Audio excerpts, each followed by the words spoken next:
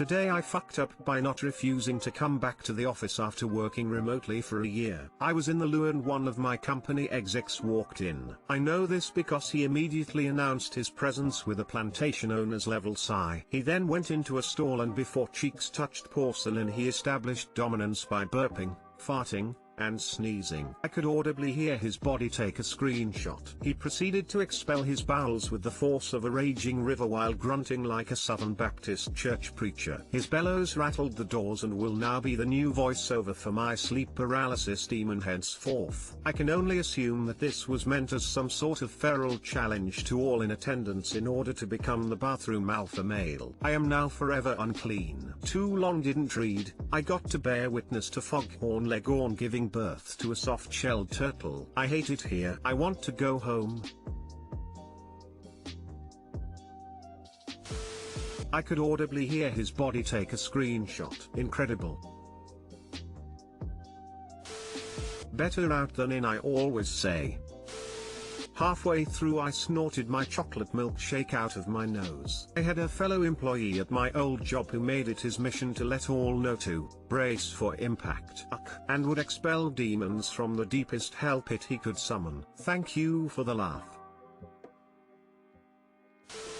Had a dude like that when I worked at AIG. We called him King Shit. If you saw him go in before you, best to go somewhere else. If you were trapped in there when he darkened the doorway, everyone else on the floor just prayed you'd make it out alive.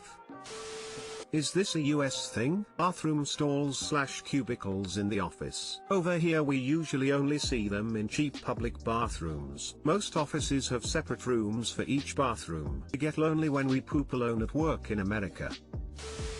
Today I fucked up by taking a hike. Obligatory mention that this happened 2 days ago, and my arsehole is only just starting to recover enough to share this. Today I fucked up by taking a hike. A group of new friends and I decided to go hiking this past Sunday. The weather was supposed to be clear and in the mid-70s with a light breeze. Absolutely, but today I fucked up. The night before, we went out to the bars and I drank a little too much. Mistake number 1. We wake up the next morning and I'm clearly the only one hungover. I plead with the group to do something less intense, like going to the beach. They were adamant about hiking 4 miles up this mountain and 4 back down. Great. Beforehand, however, we get what any hungover mid-20-year-olds do. Get some Denny's. I order a skillet with chorizo, potatoes, cheese, and eggs. Mistake number 2. So we start hiking. It's hot. I'm starting to fall behind because I'm fat and years of being in the army ruined my hips. My pride damaged. I'm also burping every few minutes and it tastes like chorizo and coffee and dehydration. We make it up the mountain, take a few pictures, because pics or it didn't happen, and begin our descent. This should be the easy part, right? It's all downhill from here. Wrong. About a mile down, my stomach feels a little rumbly. Okay, no big deal. I let one rip silently and continue on. A few moments later, another one. This time there's more coming and it's not waiting on me. I quickly explain to my group that I think I'm about to shit myself on the side of a mountain, and plead with them to run down the trail a bit further to escape the hellfire that is about to rain from my asshole. Luckily 2 of them immediately get the hell out of Dodge, while the guy I've been sorta talking to offers to stay with me. I get angry and holler at him to leave before shit literally goes downhill. Mind you, this trail is actually an old fire road, and there is next to no foliage on this hike. I can't walk off the trail into the bushes because I would literally be walking off a cliff. But somehow, by the grace of the cruel gods who were making my stomach churl, there was a small tree nearby. I drop true, shimmy up against the tree, silently pray that no other hikers walk by, and let her rip. My God. Anyone who has ever heavily drank knows that post-alcohol shits are not fun. Pair that with low-quality Denny's chorizo and some pretty severe dehydration, and you get a spicy, stinky, orange turd from the depths of hell. This is one of those shits that, if I was in my house, I'd have stripped naked and held my knees to help pass the monstrosity that was this bowel movement. So I finish up, I do a little shake, and realize there is nothing for me to do to wipe. Fuck, I panic. And my little panicked brain is not smart enough to think of any alternative than to just accept the horrific skid marks to come and meet up with the group. Mistake number 3. Chafing. Fuck, the chafing is awful. My asshole is being rubbed raw. Finally I beg the group to leave again, and pull off one of my sweaty, dusty socks. Having wiped my ass, and being short one sock, I continue down the mountain. Mistake number 4. Socks prevent blisters, if you didn't know. And I had another 2 miles to go while missing a sock. By the time we got to the car, the whole back of my foot was one big blister. So I come home, and realize I essentially have adult diaper rash. I'm looking for anything to help. Triple antibiotic, baby powder, aloe. There's nothing. I ask my poor, sweet roommate, who, God bless, has some Gold Bond. It's not baby powder but it's similar enough, right? Wrong again. This was Gold Bond foot powder, which has menthol in it. Spread my raw cheeks right open, and start powdering up, only to be met with minty fresh burning, which ultimately led to me bent over in the shower crying while running water on my fart box. It still hurts to wipe. Too long didn't read. I went on a hike hungover and full of shitty Denny's Tex-Mex with some new friends, had explosive shits on the side of a road, had to wipe my ass with a sock, then put menthol Gold Bond on my raw cheeks before crying alone in the shower. Fam, I had that skillet you're talking about the other day and Jesus Christ. It's a stomach bomb like no other. It's so good though. In NZ we call the post-drink shits the booze. Enjoy your fun fact for the day.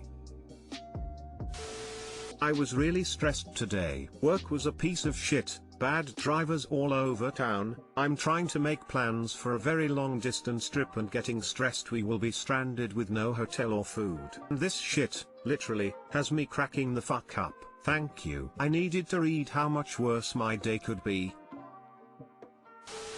I shit on a hike once and used a Tyvek trail map to wipe. That was 2 mistakes in one. Oh, this one got a good laugh out of me. Glad to know there's a whole gang of us with questionable wiping ideas. You're fucking hilarious. Why couldn't I have had squad mates like you in the army? P.S. Sorry for your ring of fire. Honestly, this is probably the best compliment I've received in a while. Thank you, man. Today I fucked up by washing my Femboy Hooters uniform. So this happened just yesterday, and I'm still reeling in embarrassment. Yes, I bought a Femboy Hooters uniform. I originally bought it as a joke, but I liked the way it fit and I ended up incorporating it into my outfit for pride. I felt the shorts were a little too big, not enough lift you know, so I decided to try and shrink it all down in the wash.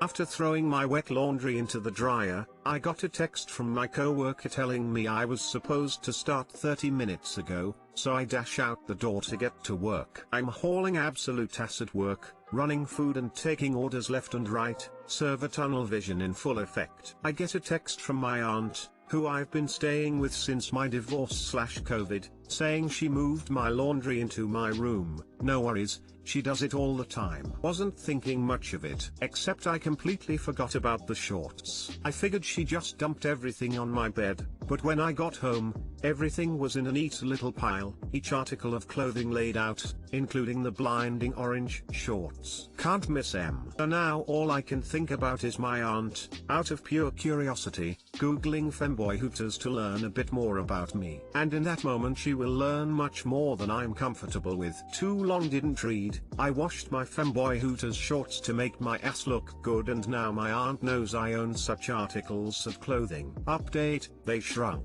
This was worth it.